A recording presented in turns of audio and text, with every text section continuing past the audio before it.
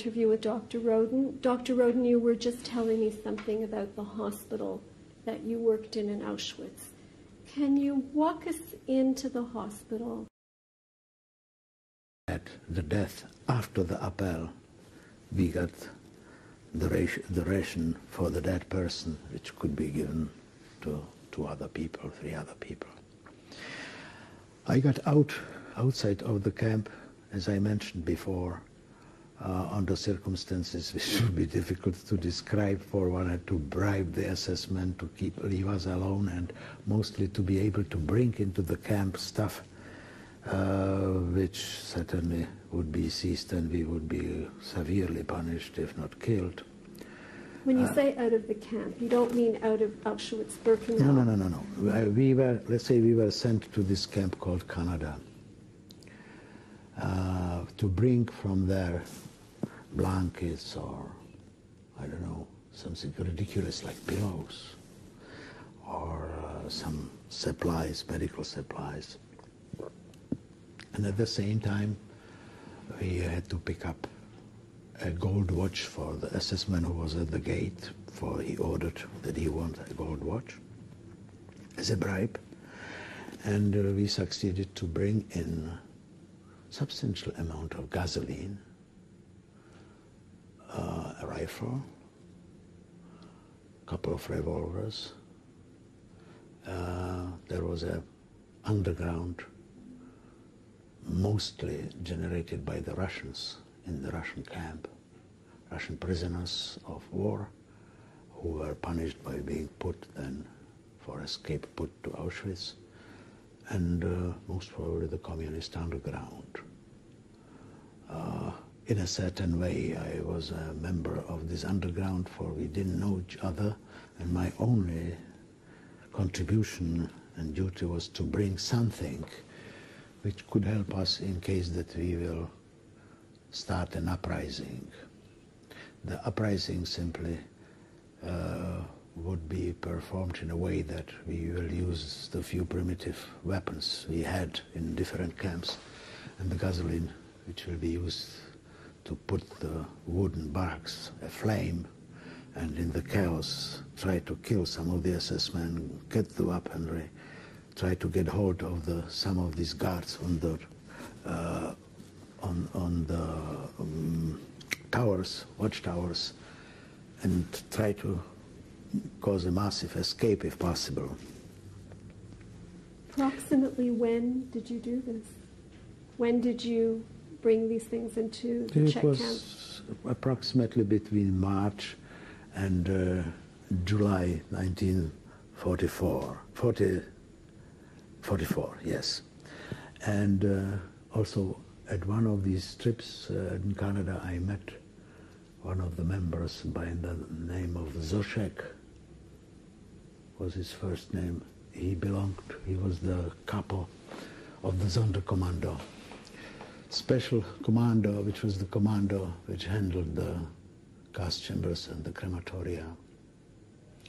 And I arranged with him that I was given a supply, a bag of potassium cyanide. The potassium cyanide, in our primitive pharmacy, we put into this edible paper-like capsules, and I gave it to members of my family and many friends. We were successful to make about 25 of these capsules out of the supply.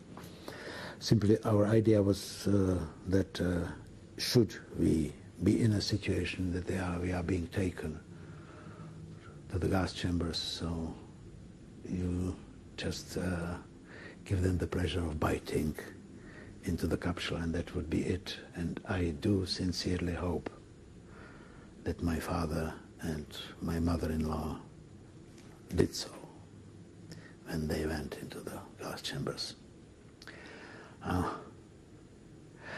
The uprising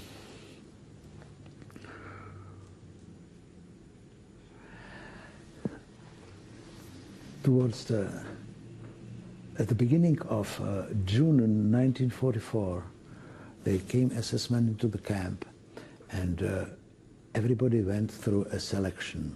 Selection means simply that you marched in front of a group of SS-men, usually drunk, extremely abusive. You marched on this brick kind of tunnel between the two chimneys, and they were selecting people who is capable of work and who isn't. With the males it went relatively smoothly, and with the females it was a living tragedy, for they were spitting. First of all, we were naked. The women were naked, and they were making fun of them and screaming at them and spitting at them. And anyhow, we were divided into people who were capable of work and who were not. And then they made a transport of 1,000 men, young men. I was in that group. And we were supposed on the 1st of July 1944 to leave the camp, to be transferred somewhere to a different camp for work.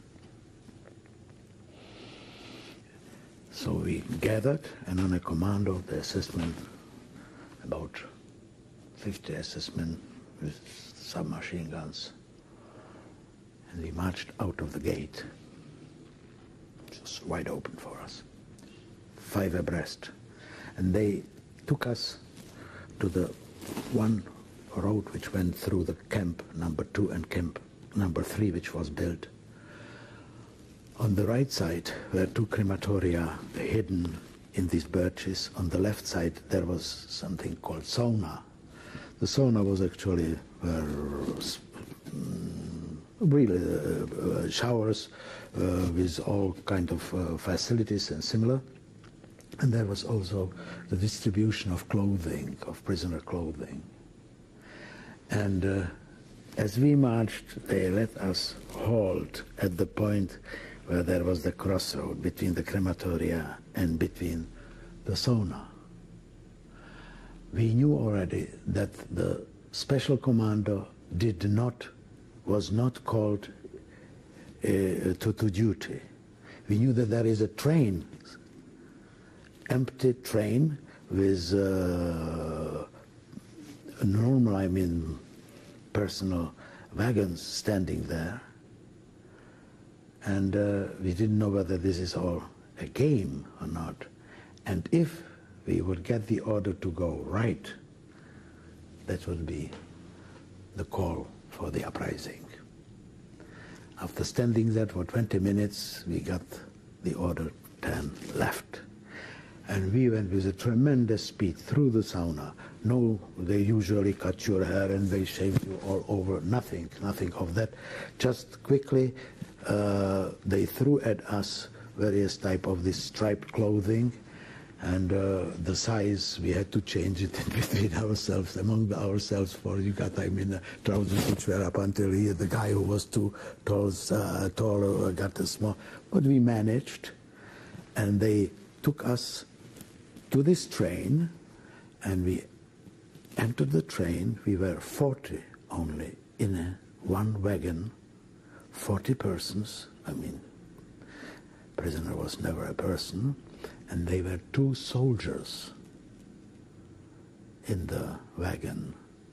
And there was, big kind of barrel with water, and there was a big drum for human facilities, and there was, some kind of chemical to put into this, and there was whistling and yelling and God knows what, and the train pulled out. And we simply just looked as the train was going into a turn. We looked out, and there was written KZ Auschwitz Birkenau Arbeit macht frei. And we were out. And we were trying to get out of these soldiers. Where are we going? What is it all about? And they were scared to talk, for they were given, all kinds of instructions, I am sure.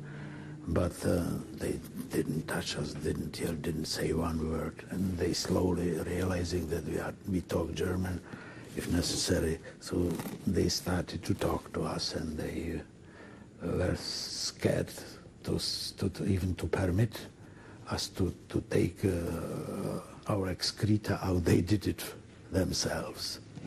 And when we were already about 10 hours in the train, so finally we got out of them. We are going to something which is a commando camp of the main camp of Sachsenhausen or Oranienburg. Dr. Roden, before we get into a description of Schwarzheide. 100 people or 150 people. It was not overcrowded. And Dr. Roden, before we get into a description of Schwarzheide, I want to return to Auschwitz for a few more moments. You had said that there was some communication between the camps. Yes. Can you elaborate on that? Yes. You know, we had a kind of an Indian signal system.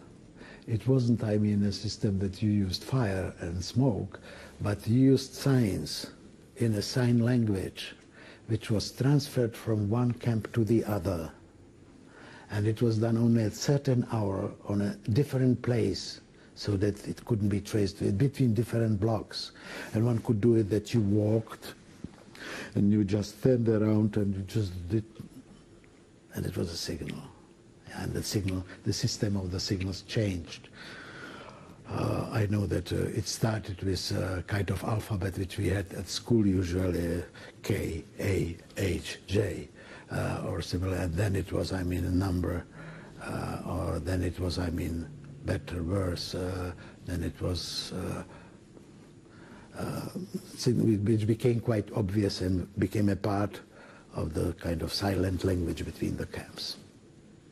And were you involved in officially signaling, or was... Yeah, occasionally I did. You know, I knew only one person who was actually responsible for our camp. His name was Hugo Langsfeld, H-U-G-O-L-E-N-G-F-E-L-D, Langsfeld. And who returned, who with me, went with me all through the camps with the death march, and who became then one of the gray eminence of the Communist Party in Czechoslovakia. So that... And was this the system that enabled you to understand that the Sonderkommando had not been called up for duty? Yes, it was reported, simply. The Sonderkommando was very simple. The Sonderkommando was this. What would have happened if your group had turned to the right? The shooting would start. We would probably attack our guards. They would start to burn the camps. Who had the weapons then? Who had the gasoline and Everybody, the weapons? I mean, in the camp, but we would have to get the weapons ourselves. Probably we would be sacrificed, but still it would be a sign that this is the start of the total destruction. Whereas, you know, all the camps, these destruction camps before, they all have been annihilated. Whether it was Treblinka, whether it was Majdanek, whether it was Khan, whether it was Sobibor, they all were annihilated. So we knew that this would be something of enormous dimension, but still, with the German, everything was feasible. Do you recall the day that you were on the wagon with the gasoline and the revolvers, bringing it back into the Czech camp? I don't remember exactly the day, but it's very limited. It must have been either in April, May, June 1944. Can you recall your feeling at that moment? You were breaking one of your rules. I still have something left from the camp, and that is, I have difficulty to be afraid. Sometimes it's good, sometimes fear could be a life-saving measure. Let's say I'm driving and I'm in a skid. Everybody is just fainting. I just get out of the skid, that's all. or something happens, I mean, absolute upset tragedy in front of me, I am missing the fear. We are asking how I felt. Nothing. Nix. For I knew perfectly well that we are corpses within a few minutes, but no, I cannot tell you that I was afraid the same way. I didn't have a feeling of great achievement. I think I considered it for some kind of my duty if I had the access. I was very good in bribing the SS. Dr. Roden, we're going to take a break right now. Sure. What we are looking at in this picture? We are looking at a picture which I found in the Auschwitz I, #1 museum in the Czech bloc. It's taken approximately in May 1944. It's on the ramp of Birkenau, Auschwitz.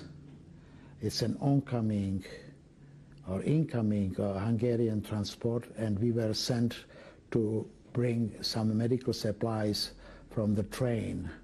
The commando is walking directly through the prisoners in front of the SS men, which as well might be Mengele. I don't remember, but I am there on the picture. And from looking for me from the left corner, it is being circled.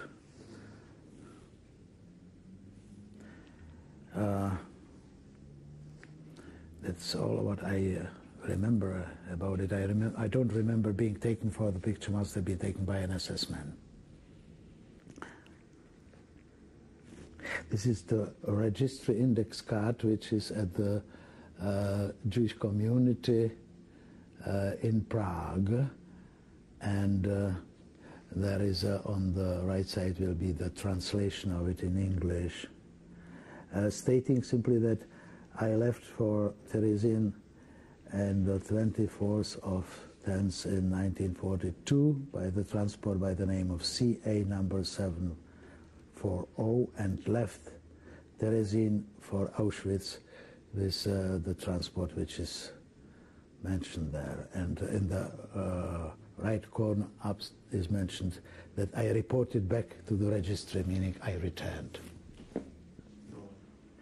This is a picture from one of the walls of Pinkas synagogue in Prague, where the bare white walls bear the names of nearly 90,000 Czech Moravian Jews who died in the concentration camps during the Hitler's period. The mortality, general mortality, was about 88% of all the population of the people of Jewish origin living in these countries. There in the middle one could see the name of Berthold, born 13/5/86. That's my father. Next to him is actually my uncle and my aunt.